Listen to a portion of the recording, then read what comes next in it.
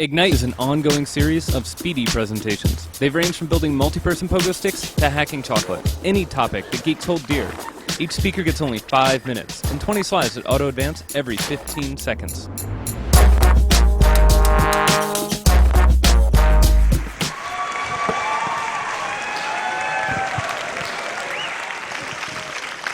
Okay, here we go.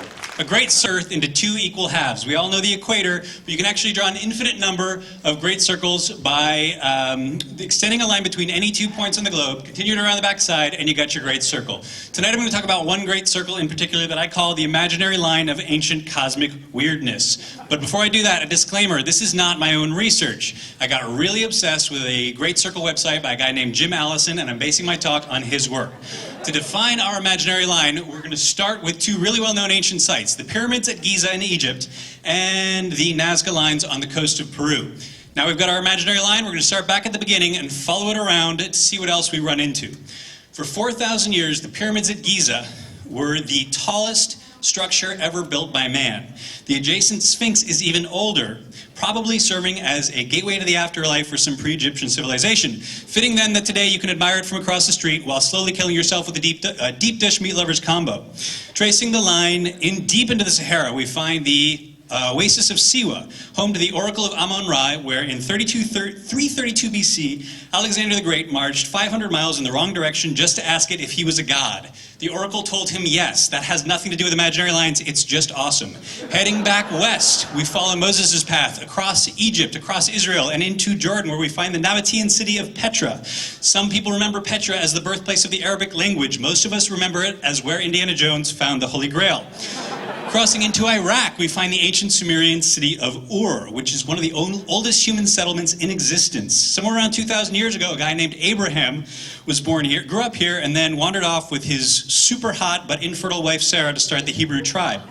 Crossing into Iran, we find Persepolis, capital of the unbelievably vast Persian Empire until it was conquered by Alexander the Great. Still coasting on his godliness, Alexander got drunk and decided to burn the whole city down on a dare, which is why the Persians still know him today as Alexander the Douche.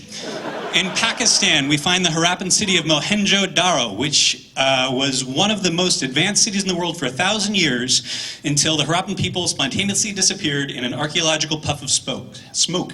No one knows why this happened because no one can read their handwriting. Crossing into Asia, we pass through ancient cities in India, Burma, Thailand, and Cambodia, which brings the tally up to 10 sites that pass directly through the line. Then we cross into the giant blue emptiness of the South Pacific, where the line crosses directly through a tiny little speck of land that we know as Easter Island, home of the Rapa Nui people who carved hundreds of giant stone heads and scattered them all over the place for no good reason. Whew, okay, breath.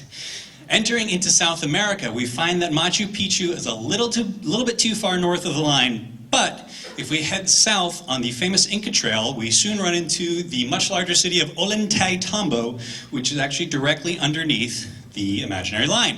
Finally, our last stop, the massive line drawings of the Nazca people, which are so big they can only be seen from the air.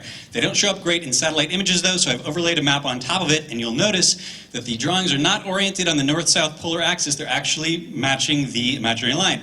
So what does this all mean? Why do ancient civilizations seem drawn to this particular bearing? Is it magnetic? Is it astronomical? And what other places have we not found yet, buried under the sea?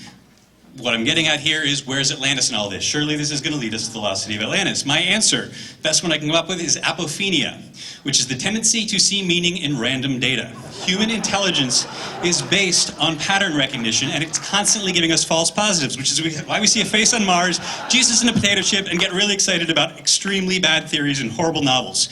There are thousands of ancient civilizations that are nowhere near the imaginary line of ancient cosmic weirdness. The real link between the places I've shown you is they're inhabited by people with the same compulsion to ascribe meaning and importance to the random information around them in the hopes of making some sense out of life. That said, here's one last thing. The Piri Reis map, created in 1513 by a Turkish mariner of the same name.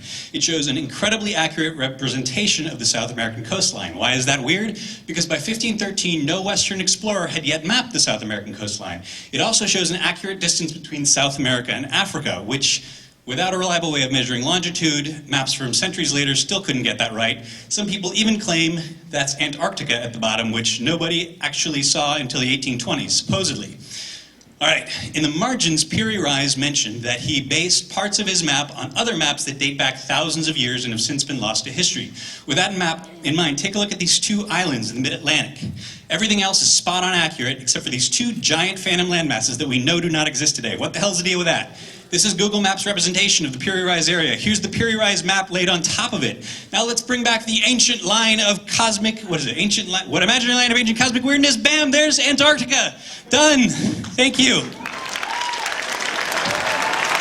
He means Atlantis. Antarctica. Atlantis.